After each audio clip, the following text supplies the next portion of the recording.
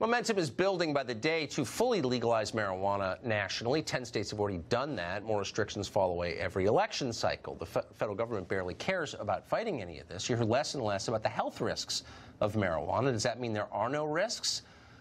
Well, only that many people have an interest in concealing them. Alex Berenson is a former New York Times reporter. He's a great novelist. Now he's the author of an unexpected new book called Tell Your Children: The Truth About Marijuana, Mental Illness, and Violence. He joins us tonight. Mr. Berenson, thank you very much for coming on. I say unexpected because your bio gives no hint of the kind of person who would write this book, but you have. Why did you write it? What did you find? Well, you can blame my wife because she's a psychiatrist, a forensic psychiatrist, and that means she deals with the criminally mentally ill. Yes. A couple of years ago, she said to me, practically every case I see, people were using cannabis at the time they committed these terrible crimes. And I said to her, that sounds like nonsense. That sounds like reefer madness. And she said, maybe you should look at the studies instead of mansplaining me. And I did. And of course, never argue with your wife. She was totally right. It turns out that there is a proven link between cannabis and psychosis. There's a very, very strong risk that if you smoke too much when you're in your teens, you're more likely to develop schizophrenia, which is really a devastating mental illness for people. Yeah, awful for not just for the people who suffer, but their families. It destroys families. And furthermore, there's a downstream link between psychosis and violence. So reefer madness basically is real. As a psychiatrist in Australia said to me when I interviewed him. Wait, do you know how, let me just pause by noting how uncool you sound by saying that. I know. You know what? I don't care. I have kids. I don't want them to get psychosis. I don't want them to get schizophrenia. I'm going to tell them the truth. And, the reason I wrote this book is so that parents, who have kids who might be using can read this and really understand what the science is. There's a lot of evidence that if you tell kids the truth about, drug use and about addiction and harms, they'll respond, and hopefully this book, can help with that.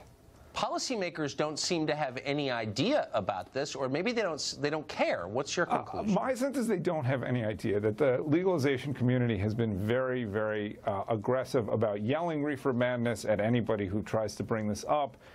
And the science is complicated. And look, it took us 30 years to prove that cigarettes cause lung cancer. And along the way, everybody said, correlation does not equal causation. Well, guess what? Those people are saying, not those people, but there are people saying the same thing right now.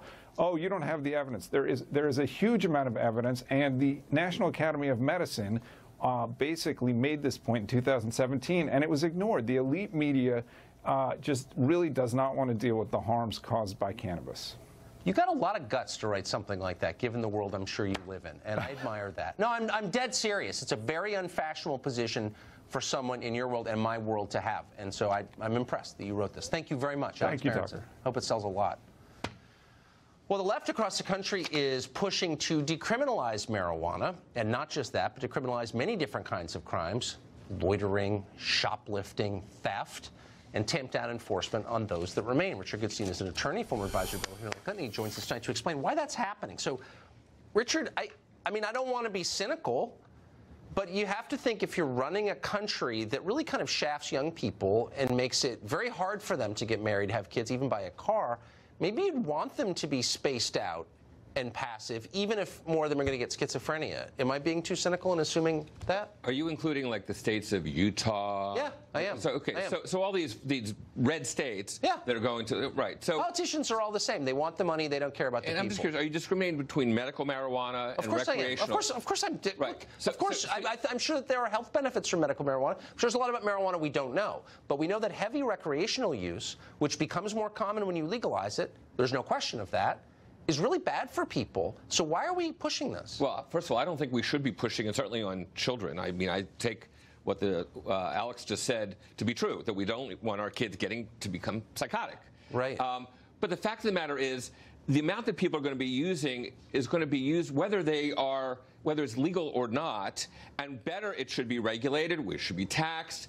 We should basically control what it is that they're ingesting, and frankly, figure out some way to have the free market take over. Yeah, the free market. Okay, how are you on organ sales?